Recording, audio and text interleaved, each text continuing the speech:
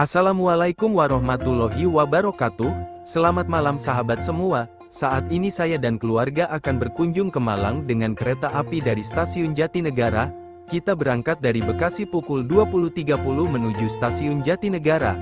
Dan pada perjalanan kali ini saya akan mencoba kereta api Jayabaya dengan armada New Generation. Rencananya sekarang ini saya bakal naik kereta api Jayabaya di kelas ekonomi sampai dengan Malang. Nah, gimana untuk perjalanan kali ini naik kereta api Jayabaya hingga ke Bromo? Tonton videonya sampai habis dan jangan di skip ya. Akhirnya kita sudah tiba di stasiun Jatinegara pukul 21.20, masih 1 jam sebelum keberangkatan kereta api Jayabaya.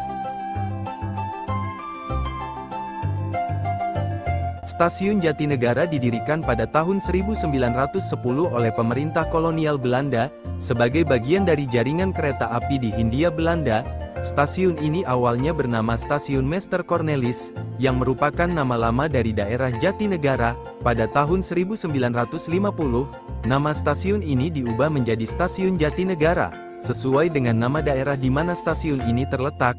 Stasiun Jatinegara menjadi salah satu stasiun penting di Jakarta, karena merupakan pintu masuk utama ke kota Jakarta dari arah timur. Setelah sampai di lantai atas, maka untuk boarding pass kereta jarak jauh ada di sebelah kiri.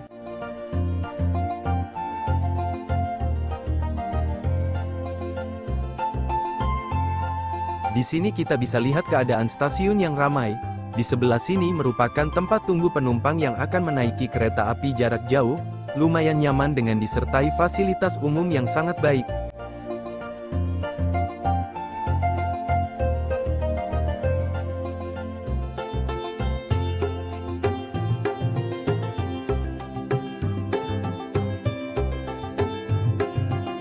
Sekarang kita akan menuju peron 4 tempat di mana kereta api Jayabaya akan berhenti. Sekarang ini saya sudah berada di peron jalur 4, sambil menunggu kedatangan kereta api Jayabaya, saya akan cerita sedikit dulu nih seputar kereta api Jayabaya yang saya ketahui. Untuk kereta api Jayabaya dulu pernah dioperasikan mulai tahun 1961 dengan rute Jakarta ke arah Surabaya, sempat berhenti beroperasi di tahun 2000 dan kereta api Jayabaya ini dihadirkan kembali di tanggal 18 Oktober tahun 2014 dengan kelas full ekonomi K3 Kemenhub, atau kereta K3 Kemenhub yang sekarang dirubah jadi New Generation. Nah, untuk kereta api Jayabaya saat ini memiliki rute perjalanan dari stasiun Jakarta Pasar Senen tujuan ke stasiun Malang via Surabaya Pasar Turi, Surabaya Gubeng. Dan juga untuk kereta api Jayabaya terdiri dari 2 kelas layanan, yaitu ada 4 kereta kelas eksekutif dan juga 4 kereta kelas ekonomi. Saat ini saya naiknya di kereta kelas ekonomi dengan harga tiket kisaran Rp350.000 sampai dengan Rp480.000, lumayan mahal juga apabila dibandingkan dengan kereta api Majapahit, yang sama-sama New Generation tapi harganya tidak mencapai Rp350.000-an. Lalu untuk kereta api Jayabaya juga akan diberangkatkan dari stasiun Jatinegara pukul 22.27 waktu Indonesia Barat, menempuh perjalanan sekitar 12 jam 18 menit dan diperkirakan akan tiba di stasiun Malang pada pukul 10.45 waktu Malang. Akhirnya kereta api Jayabaya sudah tiba. Untuk susunan rangkaian dari kereta api Jayabaya hari ini, paling depan ada lokomotif, di belakang lokomotif ada kereta pembangkit. Di belakang kereta pembangkit ada kereta eksekutif 1, 2, 3, 4.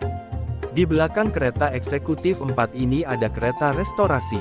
Dan di belakang kereta restorasi ada kereta ekonomi 1, 2, 3, 4. Sekarang ini saya duduknya di kereta ekonomi 3 ya, saya duduk di kursi nomor 3 Bravo.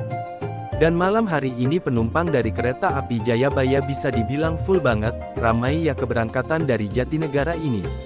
Mantap sih, enggak salah Jayabaya baru dikasih New Generation modifikasi terus dikasih juga yang paling baru lagi. Teman-teman jadi kurang lebih seperti inilah untuk kereta api Jayabaya di kelas ekonomi. Sudah menggunakan armada kereta ekonomi New Generation stainless steel terbaru milik PT KAI yang diproduksi oleh PT Inka Madiun. Dari segi desain interior, asli cakep banget. Kelihatan simple, elegan, dan juga interiornya ini bagus banget ya. Sebenarnya selain kereta api Jayabaya, ada beberapa pilihan kereta api lain yang melayani rute Jakarta-Malang dengan kelas dan harga bervariasi.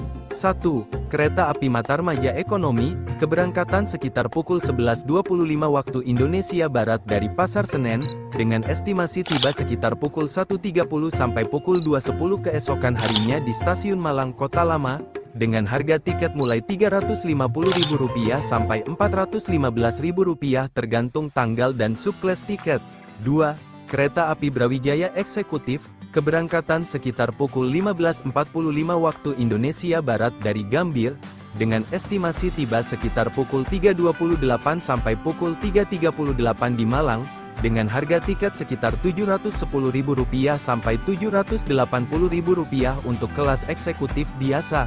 3. Kereta api Majapahit Ekonomi, keberangkatan sekitar pukul 17.40 waktu Indonesia Barat dari Pasar Senen, dengan estimasi tiba sekitar pukul 6.20 keesokan harinya, dengan harga tiket sekitar Rp350.000. 4. Kereta api Gajayana Eksekutif, keberangkatan sekitar pukul 18.50 waktu Indonesia Barat dari Gambir, dengan estimasi tiba sekitar pukul 6.58 di Malang, dengan harga tiket mulai Rp760.000 untuk kelas eksekutif biasa. Ada juga luxury yang lebih premium dengan harga lebih tinggi. Dan akhirnya, kereta api yang kita tumpangi tiba di Stasiun Malang Kota Baru. Stasiun ini menjadi gerbang utama menuju Kota Malang, kota sejuk yang penuh sejarah dan wisata. Stasiun Malang Kota Baru dibangun pada tahun 1941 di masa kolonial Belanda, dengan desain arsitektur modern pada zamannya. Ciri khasnya adalah peron yang sangat panjang, salah satu yang terpanjang di Indonesia, dibuat untuk melayani kereta jarak jauh. Kini, stasiun ini telah berkembang menjadi stasiun modern tanpa meninggalkan nilai sejarahnya. Dari sinilah perjalanan baru di Kota Malang dimulai. Setelah turun dari kereta dan naik eskalator, kita langsung menuju arah keluar pintu timur karena tujuan menginap kali ini ada di Kota Batu Malang. Dari sini, perjalanan menuju Kota Batu bisa ditempuh sekitar 30-45 menit, tergantung kondisi lalu lintas, bisa naik taksi online, travel, atau kendaraan sewaan yang banyak tersedia di sekitar stasiun. Kota Batu sendiri dikenal sebagai kota wisata pegunungan dengan udara sejuk dan pemandangan alam yang menyegarkan. Salah satu destinasi paling populer tentu saja Jatim Park 1, 2, dan 3, yang menawarkan wisata edukasi, hiburan keluarga, hingga spot foto modern. Selain itu, ada juga Museum Angkut, Selekta, Koban Rondo, dan Koban Talun. Nah, inilah tempat kita menginap selama di kota ini. Hotel ini punya konsep yang simpel, tapi nyaman, cocok buat istirahat setelah seharian jalan-jalan. Begitu masuk, suasananya terasa tenang dan bersih, kamarnya cukup nyaman dengan fasilitas standar yang pas untuk kebutuhan menginap, mulai dari tempat tidur yang rapi, pendingin ruangan, hingga kamar mandi yang bersih dan ada juga kolam renang. Hotel ini cocok buat kamu yang cari penginapan praktis, nyaman, dan ramah di kantong, baik untuk liburan singkat maupun perjalanan kerja. Karena tujuan kita selanjutnya adalah Bromo, maka sebaiknya kita istirahat dulu karena dari travel akan dijemput sekitar pukul 23.30 untuk menuju Bromo.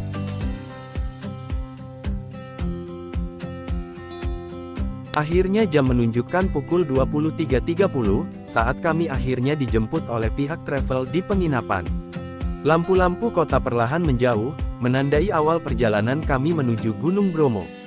Perjalanan dimulai dari Batu, lalu kendaraan melaju ke arah Malang Kota, sebelum akhirnya memasuki jalur Tumpang.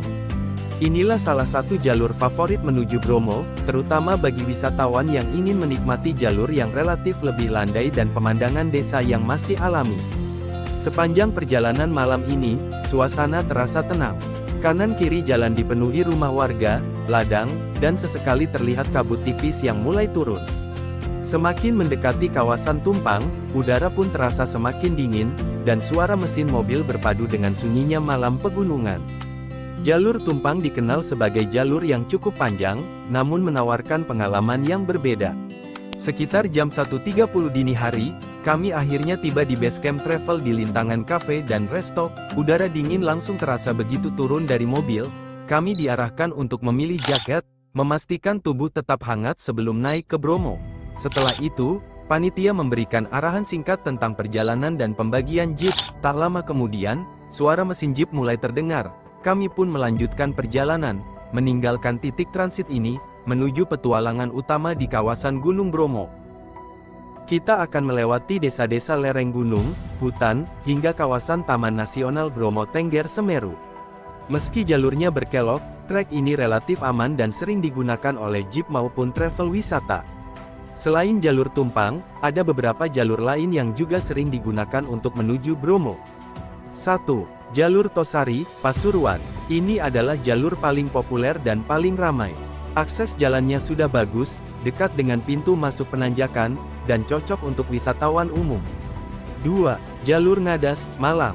Jalur ini melewati Desa Ngadas, desa adat suku Tengger. Pemandangannya sangat indah, namun jalannya cukup sempit dan berkelok tajam. 3. Jalur Probolinggo, Cemoro Lawang. Jalur ini langsung menuju kawasan utama Bromo. Cocok untuk wisatawan dari arah timur Jawa, dengan akses yang cukup jelas dan banyak fasilitas. Setiap jalur memiliki keunikan dan tantangannya masing-masing, tergantung dari arah datang, kondisi cuaca, dan pengalaman yang ingin dirasakan. Sekitar pukul 3.30 kita sampai di penanjakan 1, yaitu tempat untuk melihat sunrise. Untuk mencapai ke sana, kita harus jalan kaki menanjak sekitar 200 meter dari tempat parkir jeep.